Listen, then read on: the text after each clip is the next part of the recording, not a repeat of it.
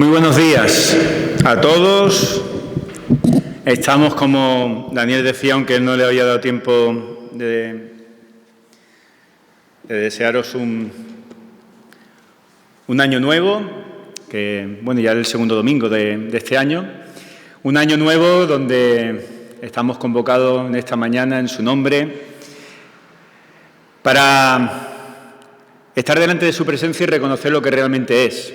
Un Dios maravilloso, un Dios de misericordia, un Dios de amor, de justicia, al que nos ponemos delante de Él y no sé vosotros, pero no nos queda otra que no solamente ser agradecidos, sino que arrodillarnos delante del Padre, reconociendo, pues lo que decíamos en nuestras oraciones antes, la alabanza, cada día más y más nuestra dependencia mayor de Él. Y que el Señor siga poniendo la revelación de su palabra en nuestros corazones, que su Santo Espíritu sea el que siga dirigiéndonos en todo momento, porque en medio de ese caminar aún nos hace que veamos todavía mayor nuestras debilidades y nos deleitamos realmente delante del Señor. En esta mañana, si os acordáis, estamos dando, o si habéis dado cuenta, si no se ha dado cuenta alguien, estamos siguiendo pues una serie de predicaciones, sobre todo Alfonso y yo cuando tenemos la predicación del domingo, donde estamos hablando acerca del entendimiento correcto de lo que es la conversión. Y yo en esta mañana pues quería comentaros acerca de algo que muchas veces dentro de la conversión pues nos crea cierta duda y que en las cosas del Señor, que son tan importantes,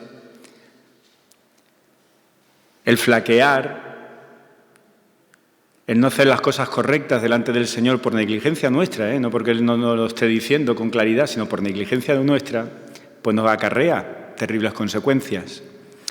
En esta mañana yo quería hablar acerca, dentro de lo que es la conversión, el tema de ser salvo, que no es lo mismo que ser sincero. Y eso no quita que tengamos que ser sinceros. Y la palabra del Señor nos habla acerca de la sinceridad también delante del Señor. Pero no confundirnos de que por el hecho de creernos que somos sinceros, pues de alguna manera la salvación está puesta ya en nuestras vidas, porque es un ejercicio que hemos logrado con muchísima voluntad, lo hemos conseguido con muchísimo esfuerzo, dedicándole mucho tiempo y finalmente lo hemos conseguido y nos hemos convertido en personas sinceras. Cuando me acercaba a lo que es el concepto de sinceridad, y como todos nosotros íbamos a lo que es un diccionario, nos encontramos que el término sinceridad es un término que hace referencia a la sencillez. La sinceridad hace referencia a la veracidad, al modo de expresarse o de comportarse de una manera libre de todo tipo de fingimientos, libre de que no haya segundas intenciones en nuestras vidas. Entonces, cuando estamos libres de esas cosas, podemos decir que estamos en una actitud de sinceridad. Ahora, hay una cosa curiosa que mientras estaba en estas semanas pasadas preparando este tema, me encontraba y coincidían muchos autores, era acerca de la sinceridad a la hora de nuestras relaciones humanas. Y gran parte de ellos pues, venían a decir que la sinceridad absoluta no existe. Y uno dice, ¿por qué? ¿Cómo es que no existe la sinceridad absoluta? ¿Cómo es posible? Estamos atados a ciertas pautas de comportamiento social que no siempre podemos decir lo que realmente pensamos, aunque en nuestro corazón estaría el deseo de decirlo. En cierto sentido, incluso, se habla mucho por ahí de que no es tan bueno el exceso de sinceridad. Yo no sé si ha pasado en alguna ocasión, pero cuando se está sentado sobre todo en una mesa comiendo y somos personas que nos conocemos del trabajo, familiares, y está el sincero de turno comiendo con nosotros, porque muchas veces en determinadas conversaciones pues nos resulta un poco inquietante a ver por dónde va a salir. Es verdad, el exceso de sinceridad o la sinceridad sin moderación puede ser incluso hasta mal vista y puede resultar hasta ser hiriente. A veces no somos sinceros simplemente por ser amables, que también muchas veces confundimos esto. Y muchas veces intentamos de ser amables, perdemos parte de nuestra actitud de sinceridad porque creemos que a la hora de ser sinceros podemos incomodar a otro. Y entonces, para que no quede afectada esa relación, porque lo queremos mucho, porque deseamos que no se ponga a malas con nosotros, pues entonces es momento de levantar, por así decir, un poco el pie de lo que es la sinceridad y poner por encima de eso lo que es nuestra relación. De ahí esa justificación que muchas veces llamamos las mentiras piadosas, que por tal de no herir, por tal de que no se sientan mal, pues las soltamos.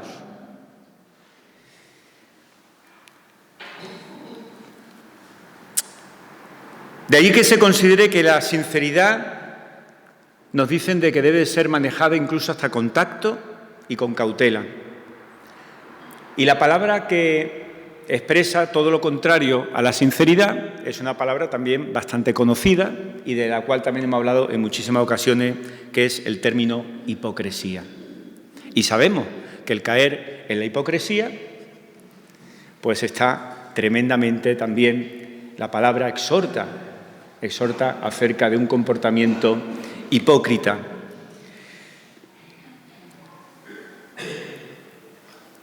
De todas las maneras, estamos en una sociedad que nos damos cuenta de que nosotros mismos estamos desarrollando un cierto escepticismo, somos escépticos ante determinadas situaciones de personas que están dispuestas casi poco menos que a una conversión en su vida. No estoy hablando solamente en el aspecto espiritual, estoy hablando en cualquier aspecto.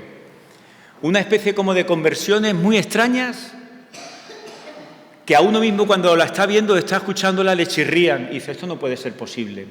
Aquí no hay una sinceridad clara. Estamos cansados de poner determinados programas de televisión donde muchos artistas están dispuestos a declarar su amor,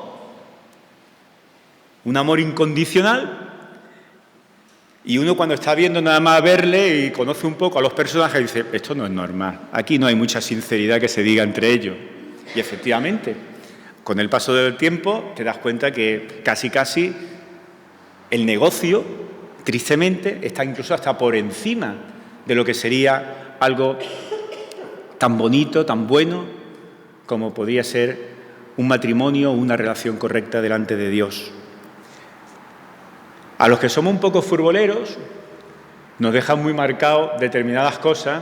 Y aquí, pues Miguel o Paco, que nos gusta mucho, o mi hermano, que compartimos mucho el tema del fútbol, no voy a decir nombre y tal por no herir a nadie, pero nos acordamos cosas que muchas veces nos llaman mucho la atención, de determinados futbolistas que están vistiendo, como se suele decir, a muerte, un equipo, una camiseta, porque son de donde han nacido. Y luego lo fichan otros y te vienen a decir, no, si yo desde pequeño en mi corazón realmente sentía este equipo más de que donde yo estaba jugando. Y te queda un poco fuera de juego. Y si hablamos ya de la política, ni tan siquiera, no hace falta decir mucho más porque esto no lo vemos con bastante claridad. Pero no nos vamos a centrar en eso, que nos perdemos. Lo que sí está claro es que muchas de estas actitudes tienen la pinta de estar incluso calculadas por las exigencias bien políticas, sociales o profesionales. Y eso sí que está bastante claro. Pero vamos a lo que realmente nos importa en esta mañana. ¿Hay escepticismo en nuestros días en medio de los testimonios de conversión? Es decir, cuando vemos personas que dan testimonio de que han aceptado a Cristo en sus corazones, ¿puede haber algo en nosotros que nos llegue incluso hasta chirriar porque conocemos a la persona y podemos llegar incluso a tener en nuestros corazones el sentido de dudar si realmente aquello es sincero, o más aún todavía, la misma persona que ha dado testimonio, llega a un momento determinado que puede plantearse si realmente ese acto que tuvo ese día, por la circunstancia que sea, ha sido realmente sincero o no ha sido sincero delante del Señor. Si realmente ha entregado su vida de una manera sincera delante del Señor, o fue un momento de euforia, un momento donde el predicador, la predicación fue tan maravillosa y lo vimos todo tan de color rosa todo, que nada más que nos llamaron a dar testimonio, a levantar la mano, ahí estábamos nosotros los primeros. Muchas veces parecen cambios de lealtad más que verdaderos cambios de corazón. Y esto, dentro de finales del siglo XVIII y primeros del siglo XIX, los propios cristianos evangélicos, pues, recalcaron la necesidad de no solo profesar la fe, sino que dicha fe fuera una fe sincera. La sinceridad, hermanos, marca la diferencia, como he dicho antes, entre lo que es hipócrita y aquel que es un inconverso verdadero, un converso verdadero. La veracidad de la fe era demostrada en aquellos momentos de una forma emocional o visible. Y cuando veíamos todos los demás de que ese comportamiento era algo visible, pues veíamos y aceptábamos de que esa persona había tenido un verdadero encuentro con el Señor, había habido una auténtica conversión y había sido sincera. Pero una de las consecuencias de estas experiencias de conversión es, como digo, la incertidumbre de si había sido verdadera o no. Y ahí es donde vamos a ir. ¿Cómo podemos distinguir la conversión cristiana de la conversión, como hemos visto antes los ejemplos, de un partido político o de cualquier otro estilo de vida? Si nos acercamos a la palabra de Dios, si nos acercamos a la Biblia, pues la Biblia dedica al tema de la conversión, dedica algunos pasajes que nos son también bastante importantes que lo tengamos en cuenta.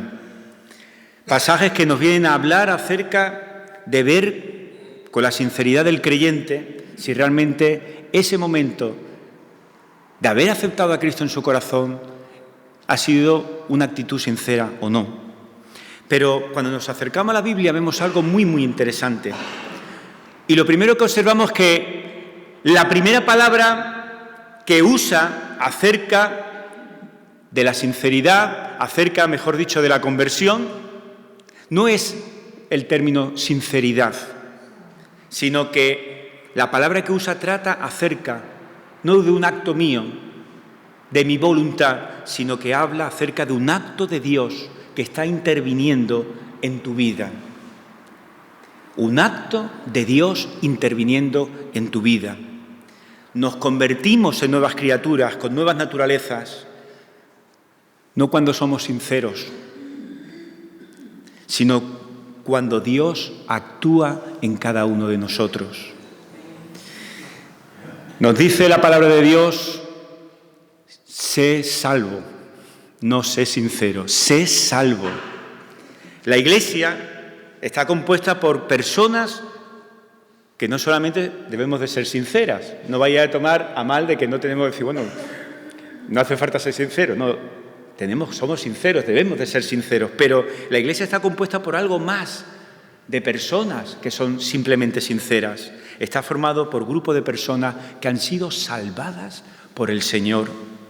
Y aquí viene la pregunta importante. ¿Salvadas? ¿Pero salvadas de qué? ¿Somos conscientes realmente de lo que Dios o de lo que Dios nos ha salvado? ¿O aceptamos solamente el término de sido salvado sin conocer cuál es mi situación real, mi necesidad real para ser salvada por Dios, para ser salvado por Dios? ¿De qué? ¿De qué me tiene que salvar?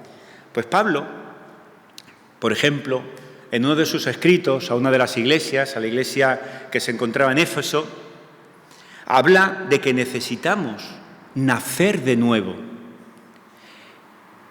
Y necesitamos nacer de nuevo por una razón muy clara, porque estamos muertos en nuestros delitos, estamos muertos en nuestros pecados. Y estamos muertos no solo porque somos incapaces de cambiar, sino porque estamos bajo la condenación de Dios.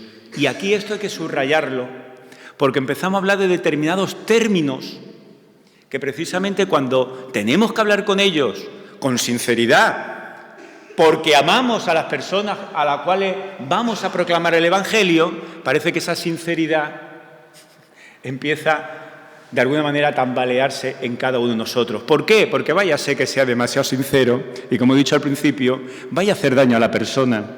Vaya a ser que porque sea demasiado sincero a la hora de anunciar el Evangelio, diciendo el Evangelio, realmente la enseñanza que tiene, vaya a ser que esa persona se sienta mal y no me siga escuchando. Decidimos, siendo creados por Dios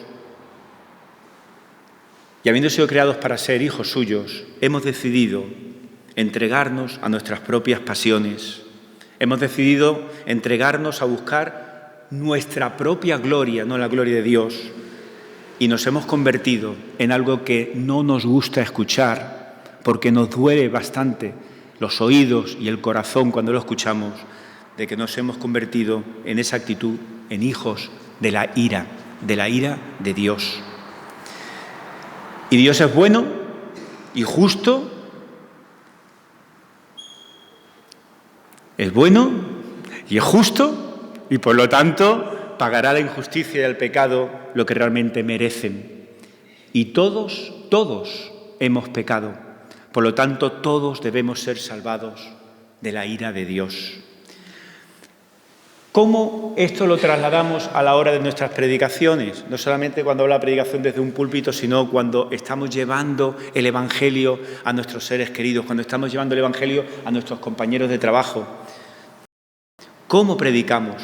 Pues es difícil de que a la hora de hablarles a estas personas que conocemos y que el Señor ha puesto carga en nuestros corazones, es difícil hablarles de cosas como del infierno. Es difícil hablarles, como he dicho antes, de términos como la ira de Dios. Hay otras cosas, ¿verdad?, que creo que nos podemos acercar más para hablarle, pero estos temas concretos tan fuertes, tan duros, vamos a dejarlo para otra ocasión.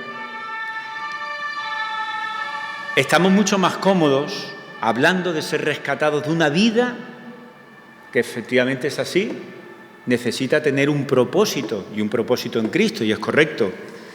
O hablarles acerca de una nueva vida que el Señor nos da, que nos quita pues esa bajo estima que tenemos de nosotros. O que nos borre de nuestras vidas tantas cosas malas que nos pasan y que nos hacen ser infelices. Ahí nos sentimos quizá mucho más cómodos cuando hablamos de esas cosas que no cuando hablamos del infierno o hablamos de la ira de Dios. Pero hermanos, la palabra del Señor, en el momento que la estudiamos, que la escudriñamos, que la palabra del Señor, el Señor lo pone como con fuego en nuestros corazones, nos dice que debemos de predicar la justicia y la ira de Dios. Porque cuando ocultamos su justicia, lo que estamos haciendo es, en definitiva, empequeñecer su ira. Y estamos, en definitiva, presentando un evangelio adulterado. Estamos presentando otra cosa. Y Dios, como he dicho antes, como juez justo, rechaza el pecado, y esto debe ser y se debe de llevar con fidelidad y de forma clara a los oídos de todos aquellos que le estamos llevando el mensaje de salvación, las buenas nuevas de salvación. Si queremos tener una correcta visión del mensaje del Evangelio, el tema de la ira de Dios, hermanos, aunque nos duela, aunque nos haga sentirnos incómodos a la hora de comunicarlo, es clave también en nuestra predicación. Había en una ocasión un pueblo, seguro que lo habéis escuchado, que se encontraba en un país de estos que son muy grandes, y hay una tremenda dictadura, ¿no?, sobre cada uno de sus ciudadanos, y no le permiten prácticamente ser libre en casi nada. Pues había un pueblo que estaba un poco por ahí perdido y que no sé cómo se lo apañaron, pero que todas las noticias que le llegaban, tanto por televisión como por los periódicos como por la radio, solamente eran buenas noticias. Mira qué bien. Esto muchos de nosotros diríamos, oye, pues tal como están los telediarios y las noticias últimamente, pues no nos vendría nada mal, ¿no? Que todo lo que se dijera, por lo menos durante un día, que fueran todo buenas noticias. Pues así estuvieron alimentándose solamente de buenas noticias. ¿Qué ocurre? Ocurre que eso no es real. Eso no es real. No en la vida son solamente buenas noticias lo que hay. Y cuando uno no más que está atento a las buenas noticias, no se está preparando precisamente o no es consciente de las malas noticias o de las malas cosas que están surgiendo y que necesitan o que necesitamos salir de ahí precisamente. Bueno, pues este pueblo nada más que se estuvo alimentando de buenas noticias.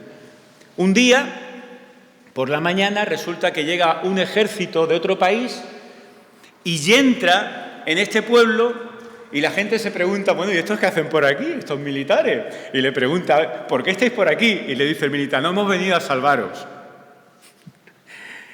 Y claro, el que le pregunta eso dice, bueno, ¿salvarnos de qué? O sea, aquí no ocurre absolutamente nada. Aquí todo es una vida de rosa. No pasa absolutamente nada. Hermanos, si no presentamos las malas noticias de una forma que sean relevantes, entonces las buenas noticias tampoco lo van a ser. Si realmente no hablamos de qué debemos de ser salvados y no somos conscientes de qué debemos de ser salvados, ¿cómo podemos valorar o cómo se puede valorar el mensaje de las buenas nuevas de salvación? Es difícil. Vamos a ir al texto que yo quería en esta mañana pues compartir con vosotros. No voy a estar, evidentemente, mucho tiempo, ya por la hora que veis, pero sí que es importante que nos asomemos al texto porque, si Dios quiere, pues nos dará oportunidad de de poder continuar con este texto en otro momento también. Pero me gustaría que fuéramos a un capítulo de la palabra del Señor, de la Biblia, donde nos encontramos un pasaje que nos viene a enseñar y tiene enseñanzas acerca de lo que es la conversión cristiana, lo que es una conversión verdadera. Y vamos a asomarnos a este pasaje. Es un pasaje que se encuentra en la carta del apóstol Pablo a los tesalonicenses en el capítulo 1. Vamos a acercarnos a este pasaje con los tesalonicenses 1.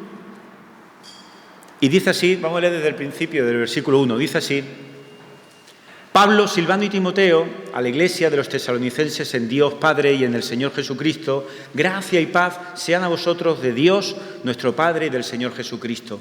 Damos siempre gracias a Dios por todos vosotros, haciendo memoria de vosotros en nuestras oraciones, acordándonos sin cesar delante del Dios y Padre nuestro de la obra de vuestra fe, del trabajo de vuestro amor y de vuestra constancia, la esperanza en nuestro Señor Jesucristo.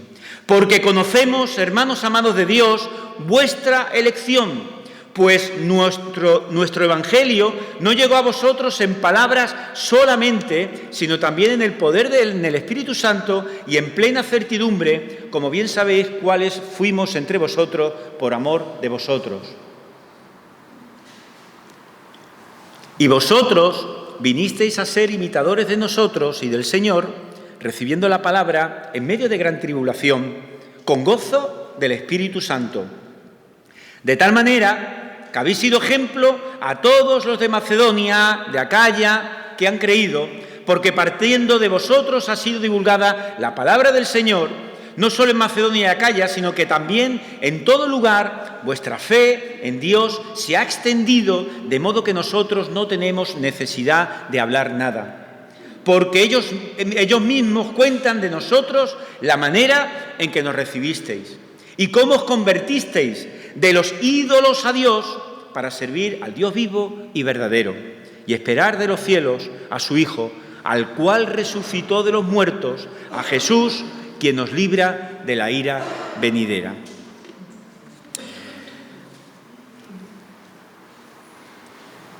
Solamente nos vamos a poder asomar y ver algo de lo que son o de lo que es la enseñanza de este pasaje acerca de lo que es una conversión auténtica.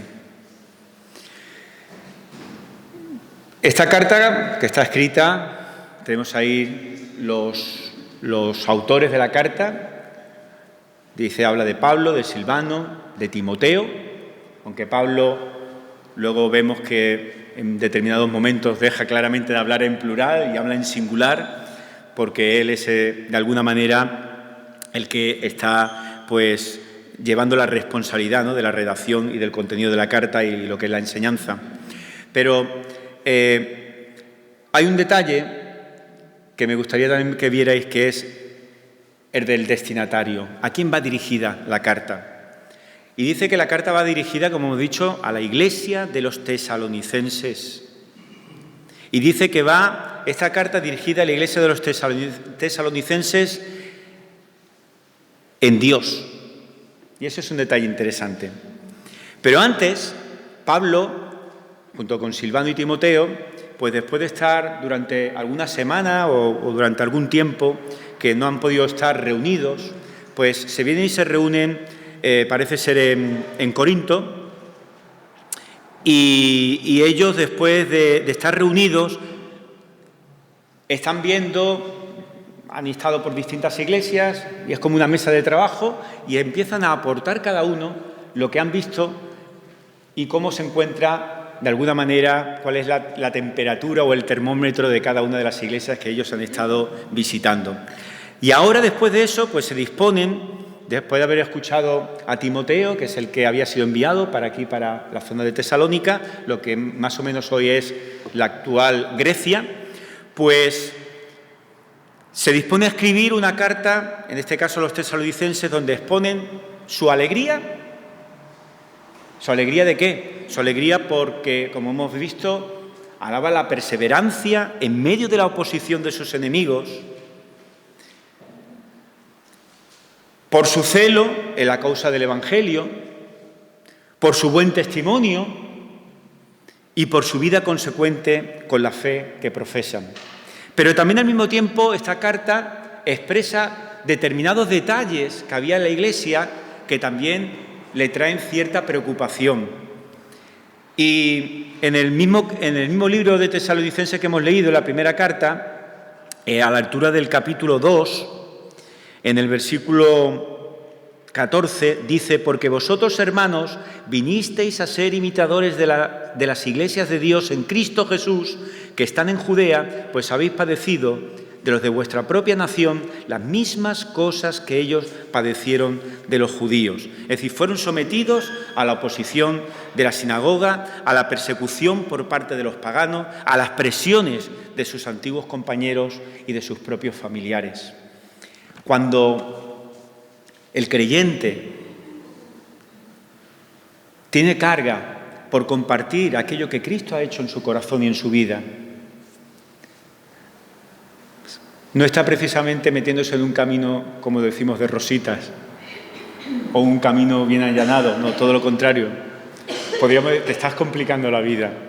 Te estás complicando la vida porque te van a venir problemas a raíz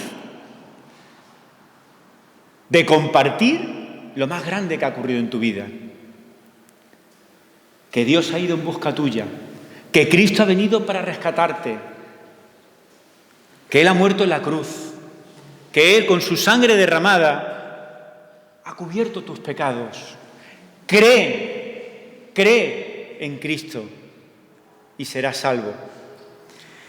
Hermanos, la conversión auténtica nos dice en este pasaje una de las primeras enseñanzas, que es la única que me va a dar tiempo en esta mañana de poder compartir con vosotros, y otro día veremos otras más que hay, pero me gustaría que pudiéramos centrarnos en que Pablo dice que viene a ser esencialmente, la conversión auténtica viene a ser esencialmente en un volvernos a Dios desde toda forma de idolatría. El ser converso es esencialmente un volvernos a Dios desde toda forma de idolatría. La conversión, en el sentido bíblico, significa dar un giro radical en el camino de nuestra vida cuando hemos aceptado a Cristo en nuestros corazones, cuando Él nos ha limpiado. Un giro que hace que a partir de ahora esté repudiando la dirección que tenía con anterioridad, todo el camino del cual yo andaba antes de conocer al Señor, cambiando de sentido y dirigiéndonos por el camino nuevo. Comporta siempre un dejar atrás y un proseguir hacia adelante. Dejar atrás todo lo malo que yo venía arrastrando, seguir adelante de donde soy llamado, de Cristo. Significa la renuncia a nuestro sistema antiguo de creencias, a nuestro estilo de vida, renunciar a todo eso para volver al Dios vivo y verdadero, sometiéndome a su autoridad y comprometiéndome a vivir de acuerdo a su santa voluntad. Si esto lo estamos haciendo es porque el Señor nos ha dado oportunidad de dejárnoslo muy claro de qué debemos de ser salvos. Y reconocemos la autoridad legítima de Dios en nuestras vidas y sentimos la atracción de su persona, de la persona de Cristo. La conversión nos introduce en una nueva relación con Dios, una relación que antes no teníamos, una relación como Padre amoroso y una relación al mismo tiempo con Jesucristo como nuestro Señor. Por tanto, la vida de una persona convertida tiene una nueva orientación. Hemos dejado todo. El Señor nos ha hecho que dejemos todo lo que anteriormente no le agradaba. Y esta reorientación hay que reconocer que muchas veces es difícil y es costosa. La fe que podemos profesar en el Evangelio no es más que algo académico, algo aprendido, y ahí se ha quedado todo. ¿Se queda en algo teórico? Pues una fe teórica tenéis que saber y sabemos que no trae precisamente salvación. No nos lleva en el camino de nuestra sanidad ni el camino de nuestra restauración. La fe nunca se contempla en la palabra de Dios como algo que esté al margen de la conversión. Así que, sin arrepentimiento, no puede haber conversión, no puede haber salvación. El anuncio del Evangelio empieza precisamente de esa manera, con una seria llamada a la conversión. El orden bíblico, ya sabéis, lo hemos repetido muchas veces y nos lo encontramos en un montón de pasajes. ¿El orden cuál es? Arrepentíos y creed. El tiempo se ha cumplido. El reino de Dios se ha acercado. Arrepentíos y creed en el Evangelio. Así que esto es donde debemos de enfocarnos a predicar cuando compartimos el Evangelio de Cristo. No solamente, voy a repetir, desde un púlpito, sino cada una de nuestras responsabilidades delante de aquellos que el Señor ha puesto frente a nosotros. Pero hoy en día caemos en el error de predicar una fe sin necesidad de que haya conversión. Un evangelio que es totalmente descafeinado y que no sabemos a dónde conduce, pero que sí que nos damos cuenta lo que produce. Y produce creyentes, entre comillas, raquíticos y faltos de compromiso. Lo que llamaba la atención de las iglesias y que se encontraban en otras ciudades, aparte de la de Tesalónica, lo que me llamaba la atención que era el profundo cambio que se había producido en la vida de los tesalonicenses. Un cambio que ha empezado en lo interno, pero que se manifiesta ahora públicamente en una nueva forma de vivir. Las personas podían decir, yo no sé a este qué le ha ocurrido, pero antes era así y ahora no camina de la misma manera. ¿Qué habría implicado para los tesalonicenses esta conversión? Pues es algo importante de hacerse esta pregunta, porque también implica enseñanza para nosotros. Seguramente muy pocos de nosotros hemos practicado quizá una idolatría pues tan tosca, tan vasta como el paganismo que muchos de los tesalonicenses, pues por el tipo de ciudad en la cual se encontraban, habían llegado a practicar. Pero sin duda alguna nuestra conversión también ha significado el tener que dejar atrás cierto estilo de vida que no estaba precisamente muy lejano al estilo de vida de los hermanos de Tesalónica que se habían convertido. La conversión supone una ruptura formal con todo tipo de cultura a otros dioses. Y cuando hablamos de dioses, que lo decimos en minúscula evidentemente, pero cuando hablamos de dioses nos tenemos que preguntar ¿cuáles son los dioses que hay hoy en día en nuestra sociedad? ¿Cuáles son los dioses que todavía están influyendo, incluso estando convertido, en mi propia vida? La conversión, como digo, supone esa ruptura formal con todo este tipo de cultura. Volverse, como dice el texto que hemos leído, volverse a Dios de los ídolos, podía dar la impresión que la conversión no supone más que dejar para los tesalonicenses de frecuentar pues el templo de Dionisio y de dejar de orar pues al dios Isis o a Zeus, pero aquí lo podríamos decir también en nuestra sociedad, ¿no? Podría parecer que volverse a Dios de los ídolos pues podía dar la impresión que es el hecho de dejar de reunirte en la iglesia del cautivo o dejar de orar a través de la Virgen del Carmen y cambiar eso y empezar a reunirme en una iglesia cristiana y estar orando, ¿no?, en el nombre de Dios. La conversión debe tocar cada parte de nuestra naturaleza humana, porque la conversión, la auténtica conversión es mucho más profunda que un mero cambio de nombre, que un cambio de edificio o un cambio de religión. Como digo, debe tocar cada parte de nuestra naturaleza humana y toca e involucra las emociones, pero no debe ser confundida la conversión solamente con la emoción. Y aunque suele ir acompañada por grandes emociones, la esencia de la conversión no es la fuerza de nuestra emoción, sino el cambio de nuestra conducta. El cambio de nuestra conducta. Es mucho más importante dar frutos dignos de arrepentimiento que sentir emociones dignas de él.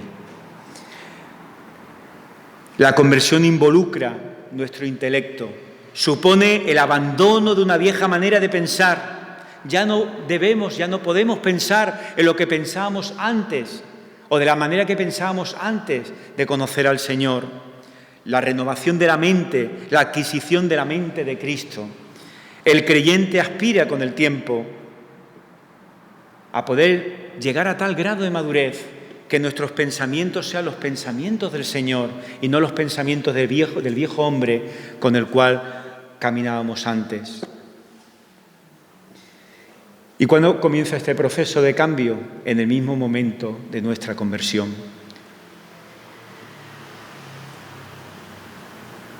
Convertirnos, como hemos leído, a Dios desde los ídolos es convertirnos de una mentalidad necia a la sabiduría de Dios.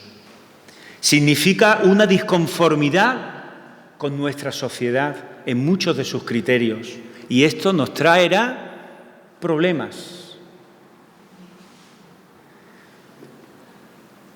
Significa una renovación de nuestro entendimiento ahora según los criterios de Dios y no los nuestros, con la finalidad de llegar a una plena madurez, como digo, como Pablo hace referencia en Romanos, en la que entendemos y comprobamos cuál sea su buena voluntad. La conversión involucra también precisamente nuestra voluntad. La renuncia de antiguas aspiraciones, la renuncia de ambiciones que teníamos antes de conocer al Señor, de prioridades que había en nuestra vida, también van a ser cambiadas con la adquisición que el Señor nos pone de nuevos valores y de nuevas metas. Se debe de morir el yo que hay en mí. Podemos decir, el egocentrismo, ni mijita en mi vida. El Señor, el único que debe estar en el centro de mi vida. Ya no vivo más para mí, ya no vivimos más para nosotros, sino para aquel que murió y resucitó por nosotros. Ya no buscamos nuestra propia voluntad, sino que vivimos para hacer la voluntad de Dios. Solo así, la palabra nos habla de que entraremos en el reino, porque solo así es la vivencia de alguien que auténticamente ha sido convertido, que auténticamente el Señor ha transformado su corazón, ha puesto un corazón de carne donde había un corazón de piedra, ha cambiado por completo nuestra naturaleza. No puedes convertirte al Dios vivo y verdadero si no hemos sometido nuestra voluntad totalmente a la suya. Hay que recordar siempre que Él es nuestro Creador y nuestro Señor. La conversión implica, como digo, todo el ser, implica un cambio en toda mi vida. Significa dejar atrás la vieja manera de vivir y practicar a imitación de Cristo. Y asomándonos solamente con esto, quería ya terminar, porque también la conversión asume la disposición a pagar, como decíamos antes, un precio, el precio de la ruptura de ciertas relaciones, no solamente sociales, a fin de involucrarme en la familia de Dios. La conversión significa un trastorno de valores sociales y tradicionales. El creyente siempre tendrá también que estar pagando el precio de la tensión con quienes yo me suelo relacionar. ¿Cuántas veces nos encontramos esta situación? Hermanos, si el Señor está con nosotros, si el Señor ha cambiado nuestras vidas, si ha puesto en nosotros, como digo, el mayor regalo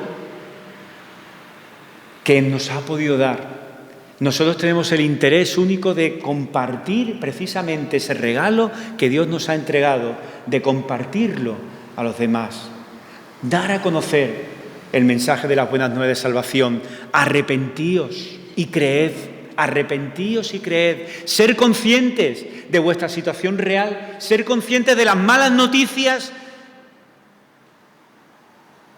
para que realmente podamos abrir nuestros corazones a aquel que nos va a traer las buenas nuevas de salvación.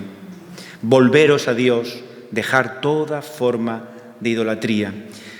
Termino con un pasaje que se encuentra en el capítulo 2 de la carta a los Efesios y dice así en los primeros versículos: y Él os dio vida a vosotros cuando estabais muertos en vuestros delitos y pecados, en los cuales anduvisteis en otro tiempo, siguiendo la corriente de este mundo, conforme al príncipe de la potestad del aire, el espíritu que ahora opera los hijos de desobediencia, entre los cuales también todos nosotros vivimos en otro tiempo, en los deseos de nuestra carne, haciendo la voluntad de la carne y de los pensamientos, y éramos por naturaleza hijos de ira, lo mismo que los demás.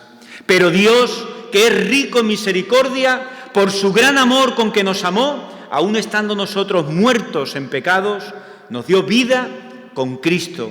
Por gracia sois salvos, y juntamente con Él nos resucitó y asimismo nos hizo sentar en los lugares celestiales con Cristo Jesús, para mostrar en los siglos venideros las abundantes riquezas de su gracia en su bondad para con nosotros en Cristo Jesús, porque por gracia sois salvos por medio de la fe, y esto no de vosotros, pues es don de Dios. Que el Señor nos bendiga, hermano.